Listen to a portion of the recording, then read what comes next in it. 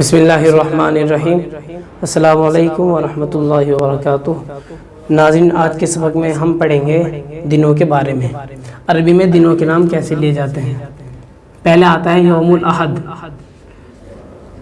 अरबी में इतवार को बोलते हैं यौमुल अहद। फिर आता है यौमुल इस्नैन, यौमुल इस्नैन पीर। इसके बाद यौमुस सुलासा, यौमुस सुलासा मंगल, मंगल। यौमुल अरबिया,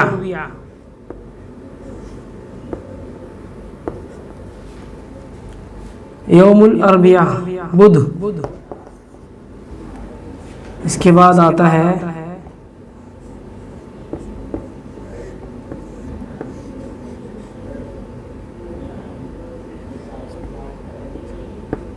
यौमुल खमीस, यौमुल खमीस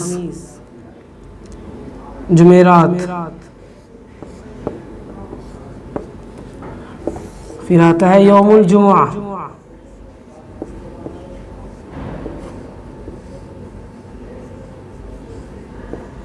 यौमुल जुमुआ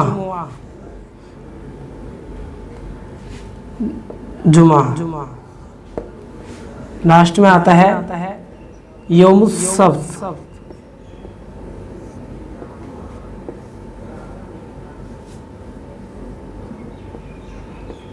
यौमुस सब्त हफ्ता।